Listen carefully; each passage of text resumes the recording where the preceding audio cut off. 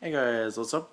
This is Epa360 here, and today I'm pretty in a good mood because of the band list that just came out this last Friday. It makes me really happy, and my hair is not cooperating with me. It's all a mess. Well, anyways, let's get to the whole point of this video. So in this video, Constellar, the deck got really fast because I run two dualities now. I run two upstarts with the Roa and with the three tankies. There is a really big change. The three tankies means is that the deck consistency just skyrocketed up to like almost doubled. The consistency and speed of the deck, like it just doubled compared to the previous format that we had. And so I was like, since we get one extra Changi, what extra card can I put in my Constellar deck as fun text? Well, I looked through my common closet with all of my bad Yu-Gi-Oh commons that I have and came across these two cards, which I think is beneficial to any Constellar deck, and that is Fire Formation Tensu and Fire Formation Gyokkou. Alright, so let's talk about what these cards do. First, Fire Formation Tensu. This card reads, during your main phase, you can normal summon a Beast Warrior type monster in addition to your normal summon or set. You can only gain this effect once per turn, and like tanky all Beast Warriors gain 100 attack.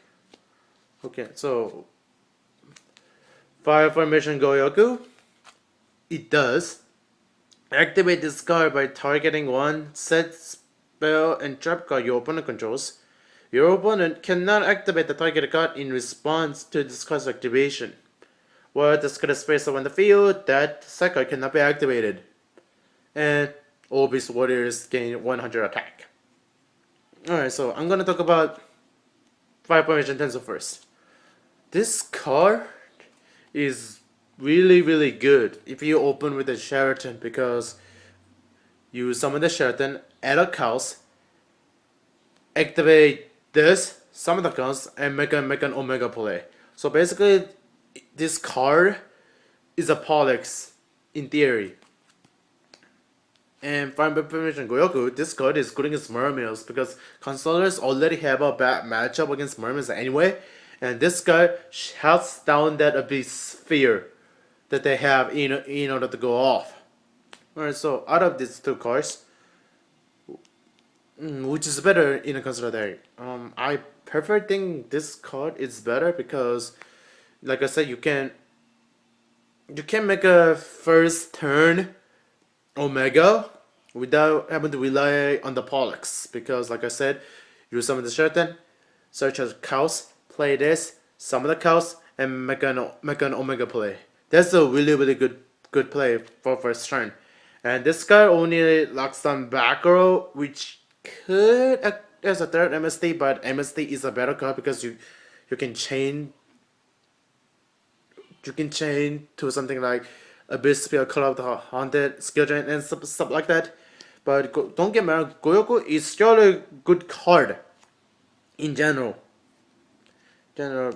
Especially when they have one back row, you just play this, and that face down card that they have, they cannot chain to this, and they cannot play the card ever, as long as this means face up on the field. Alright, so and both of these cards, Tensu and Gyokkou, they can also be a target for Bear to search out when Bear inflicts damage to your opponent. Alright, so this is a considered tech discussion about what I think about these two cards in a Constellar deck. I personally think this card is better compared to the Gyokkou because you can make a strong push with the first turn Omega. This card is mediocre because you can just play the third MST over this, but this is still a good card. Alright, so this is Epa360 talking about Tensu and Gyokkou in a Constellar deck. And I'm gonna peace out, guys. Apoplectic signing out. Ban list is amazing. Dragons, you guys are done. Done, done, done.